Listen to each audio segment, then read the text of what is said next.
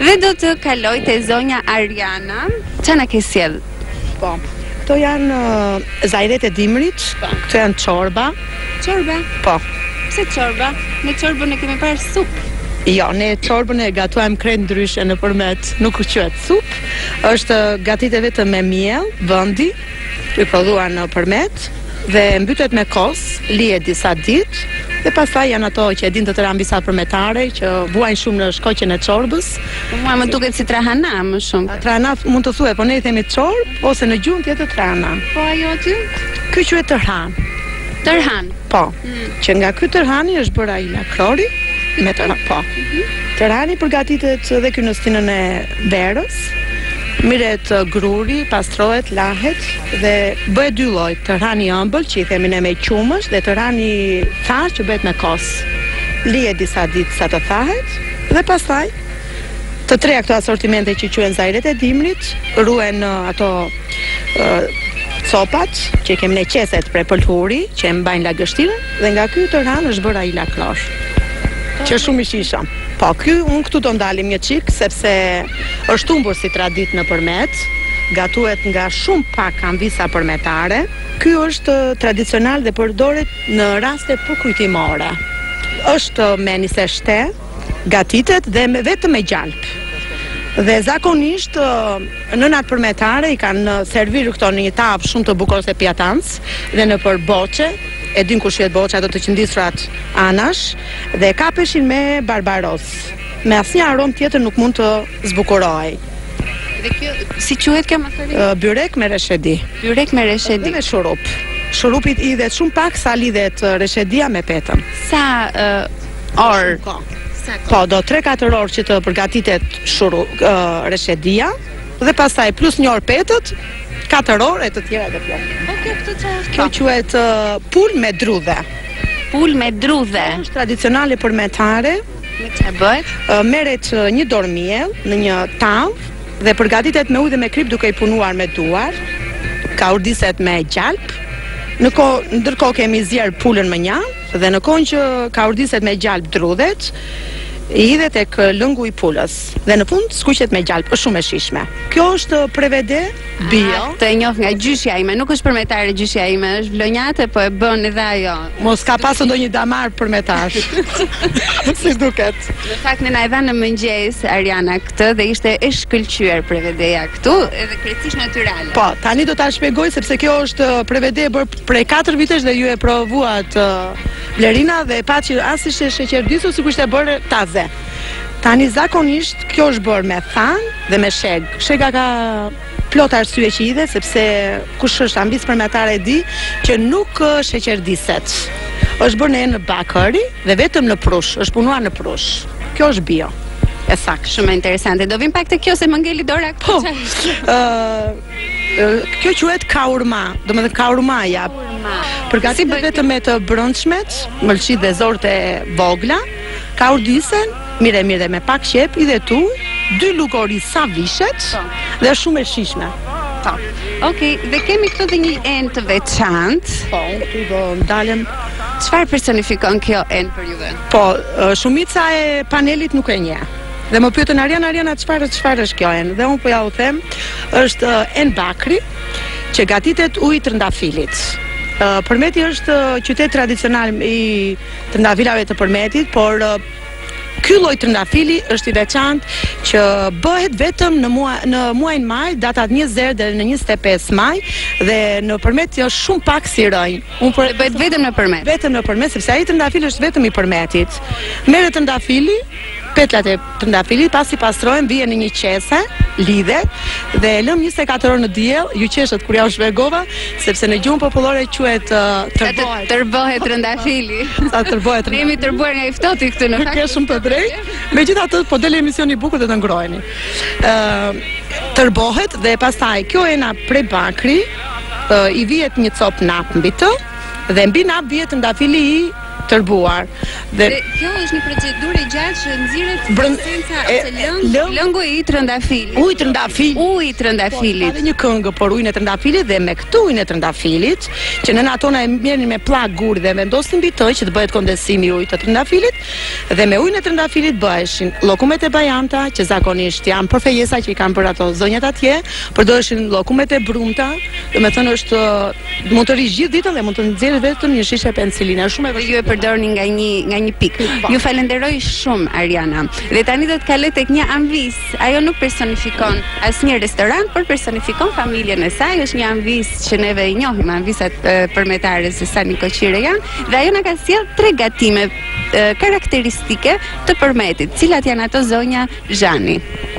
Është byrek ose bacari me misri, me presh, hidhet brenda djath, qumësht, bëhet peta e miellit të misër, pastaj hidhet lakra mbi të dhe hidhet edhe mielli ose kosi, qumësht që hedhin mbi të. Përsipër.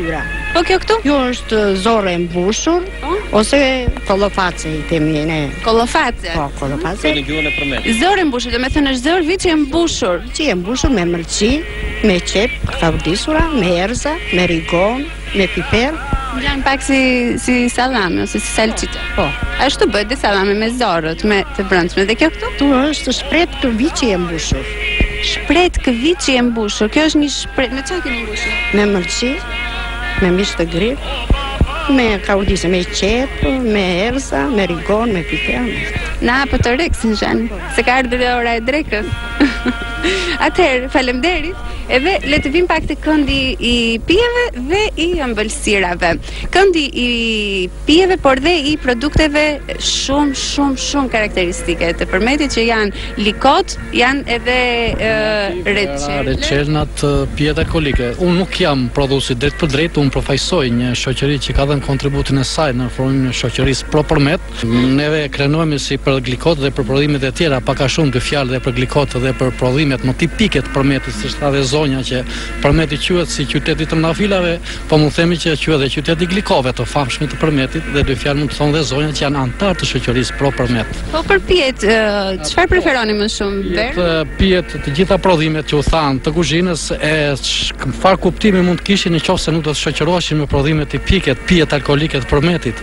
Neve nuk hëngrem, po për faktur për të pirë do na i vënë një gotë verë ndërkohë të gjithë. Mund të flasim për verën e famshme merlotin e Përmetit apo debina, që është varietet autoktoni i rrethit Përmetit, apo dhe rakia e Përmetit. Ç'kuptim do të kishin këto që thashun më lart, pa një gotë verë apo një gotë raki e Përmetit? Asnjë kuptim. Absolutisht jo. Na mbushni nga një gotë, lutem të gjithëve, ndërkohë që unë do të takoj dy zonja të cilat na kanë sjell likot e Përmetit ose glikot e Përmetit. Unë i them liko, por në fakt nga greqishtja është edhe gliko dhe si duket është një traditë e përbashkët. Juve bëni liko shumë lloje frutash, por edhe zarzavatesh. Unë provova dhe një patëllxhan liko që ishte i shkëlqyer. Më flisni pak për traditën e likove këtu në Përmet, që pse është kaq e famshme likoja e Përmetit? Po, glikot në Përmet janë prodhuar qysh në lashtësi nga ambisat përmetare. Në Përmet janë prodhuar për arsye se këtu ka pasur produkte tipike përmetare që i përshtateshin prodhimit të glikove. Gjithashtu në të njëjtën kohë ambisat përmetare kanë patur aftësinë që të nxjerrin produkte sa më të mira dhe ta bëjnë sa më të shijshme dhe sa më të mirë glikon. Dhe kjo ka ecur brez pas breze dhe ka hardhur dhe deri sot në ditët tona që neve prodhojmë glikot nga të gjitha llojet e glikove. Çdo lloj glikoje, çdo lloj fruti ka atë teknologjinë e vet të prodhimit. Prodhon në mënyrë artizanale apo ka kaluar dhe në prodhim industrial likoja? Jo, në rrethin ton glikoja prodhohet vetëm në mënyrë artizanale. Përveç likove bëni edhe reçel, edhe marmalat? Po, marmalat figu, reçel qershie, reçel kumlle, të gjitha llojet e frutave që bën reçel, neve i bëjmë reçel. Cili është asortimenti më i çuditshëm që i keni bërë liko? Asortimenti më i çuditshëm, më i vështirë është glikoja e arës. Dhe më e çuditshme është edhe glikoja e domates ose glikoja e partexhanit ose po. Ta glikoja e arës ishte e mrekullueshme. Ndërkohë që këto janë ato llokumet e bajanta që tham që bëhen me ujin e trëndafilit. Trëndafilit, po, ato bëhen me ujin e trëndafilit, bëhen me bajame të zbardhura, të thara dhe me sheqer pluhur. Merret bajamet dhe shtypen në havan sa të nxjerrin atë vajin e tyre që kanë bajamet dhe përzihen në mënyrë të barabartë në masë të barabartë me sheqerin pluhur. Dhe në të njëjtën kohë ato zihen dhe me ujin e trëndafilit dhe përpunohen fort sa bajamja të nxjerrë vajin dhe të bëhet një masë e tillë që është shumë e shijshme dhe shumë e preferuar për zonën tonë. Jeni të mrekullueshme. Ju falenderoj shumë, edhe likot tuaja dhe produktet tuaja janë të mrekullueshme dhe ndërkohë unë do të kaloj në tingujt e kësaj melodie jugore përmetare dhe do të ftoj pranë meje zotin Gilbert, i cili është kryetari i Bashkisë Përmetit. Ai nuk është një kryetar si gjithë kryetarët e tjerë, sepse është një tip shumë sportiv dhe është shumë i thjeshtë dhe neve na ka pritur jashtëzakonisht shumë mirë. Zoti Gilbert, si do të ftonit të gjithë vizitorët e mundshëm në qytetin e Përmetit? Diçka që ju bët gjatë emisioni, sigurisht që ka qenë një ftesë e mirëfillt. Ajo çka ju ekspozuat ishte vetëm pak, më falni për mungesën e modestisë, por janë të pafundme gjitha gatimet që jo vetëm ky qytet, por kjo trev ofron, ashtu siç është e pafundme dhe kultura dhe tradita që ne kemi trashëguar nga brezat. Gjithkush që do të vijë në Përmet do ta gjejë në çdo lokal, në çdo shtëpi, këto gatime që ju sapo pat, me 10 formula të tjera na ofruar nga qytetarët, ndërsa ju vazhdoni bëni xhirimet. Unë jam i nderuar dhe krenar që përfaqësoj këtë popull me traditë, dhe ashtu si ne brezat na kanë sjellë me traditë dhe me këtë kulturë kaq të vyer, ashtu ne kemi për detyrë t'u trashëgojmë, t'i ruajmë dhe t'u trashëgojmë brezave që vinë mbrapa. Unë ju përgëzoj shumë për të gjithë këtë përpjekje që ju bëni për të ruajtur traditat tuaja.